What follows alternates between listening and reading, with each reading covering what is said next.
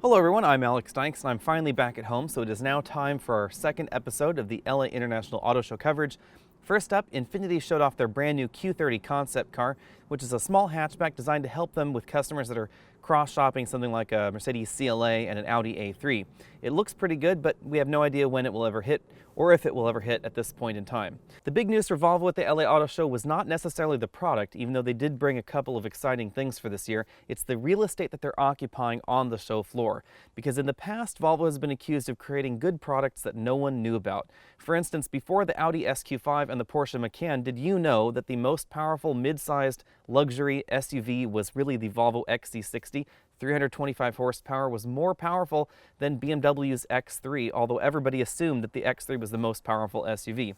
Examples like that are what's wrong with Volvo. They create good products, bad advertising, no one knows about them. Hopefully this is a new leaf for them. Really, there's no flaw in the Volvo product portfolio that I can see at this moment. It's really mostly on advertising. So about that product portfolio, we have the brand new V60 station wagon for the US, as well as a handsome refresh of nearly the entire model lineup from the S60 to the S80 and the XC70, as well as the XC60. We get entirely new noses, stitched leather dashes, snazzy LCD gauges. The XC90, however, is pretty much the same as always. It was kind of in the back corner of the Volvo booth, even though they were talking about new engines. Even the new engines were slightly more interesting than that poor Volvo XC90, which has been unchanged since just about the year 2000, so it's almost 13 years old. Hyundai's Elantra got a few styling tweaks and some technology and engine updates this year, probably to help it compete with its sister ship, the Kia Forte. We have the same 173 horsepower 2-liter engine as that Forte, as well as a version of the latest Kia and Hyundai infotainment software jammed inside. Toyota brought along their new Highlander, as well as their new Highlander Hybrid. Things look like more of an evolution than a revolution here, bringing more goodies as well as their latest technology into the car. Not a whole lot's changed under the hood, but go ahead and check back in a few weeks because we'll be seeing it and driving it in person at a launch event very soon. Honda had some very exciting news, and it wasn't the new Honda Accord Hybrid, which was being shown off there, or the Accord plug-in, which they're also showing off at the LA Auto Show. It's actually the Honda Civic. The Honda Civic had kind of a rocky rollout. It was introduced, and then it was refreshed, and then it was poked and prodded just a little bit again, and now it's getting some additional updates for the 2014 model year to help keep it current. The coupe gets the same interior attention as the 2013 sedan got, because in the 2013 model year, the coupe had the old 2012 interior, and the 2013 sedan got the new interior. Now they both have the new interior. They both also get a tiny little engine power bump along with a new infotainment system that's touchscreen driven, and it appears to be miles ahead of the old infotainment system in the old Civic. It's also available in a display audio as well as a navigation setup, rather than before where if you didn't get the navigation you just got the old button bank. We also have a brand new CVT transmission under the hood. It's a version of the transmission that's in the Honda Accord. It's not exactly the same, but it's along the same lines. And we're promised by Honda that it drives very much the same, which is a very good thing because the Accord is probably the best CVT out on the market right now. Honda's also jammed their lane watch system from the Accord into the Civic. In addition to some new trim lines of the Chevy Sonic, GM also brought their brand new full-size SUVs to the show. The expensive Escalade was roped off and only a select few people were allowed to see inside.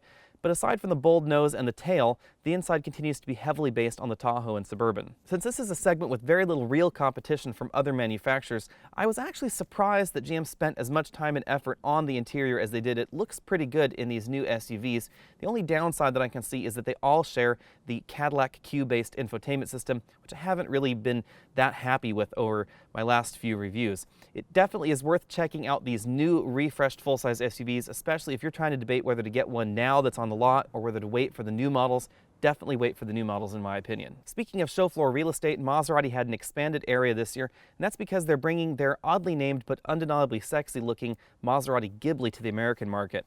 This sedan is designed to help the brand go down market and compete with the likes of the E-Class and 5 Series, because that's where there's some serious money to be made. Priced between $65,000 and $75,000, you can get your Ghibli in either rear-wheel drive or all-wheel drive with an 8-speed automatic transmission and twin-turbo V6s under the hood, so it sounds like it should be an awful lot of fun. There's also a Chrysler Uconnect infotainment system jammed into the dashboard because Maserati is, of course, part of Fiat, and Fiat and Chrysler are sort of in bed with one another now.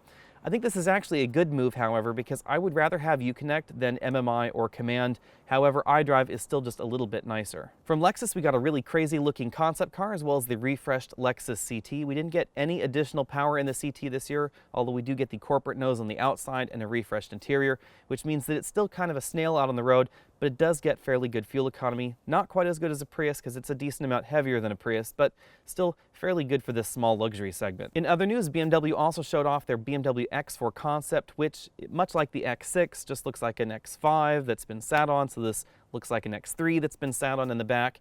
They're calling it a concept car, but we do expect this to be seeing the production daylight at some point soon, knowing BMW. Acura announced their long-awaited 3-motor all-wheel drive hybrid RLX luxury sedan. This is their biggest and most expensive sedan in America.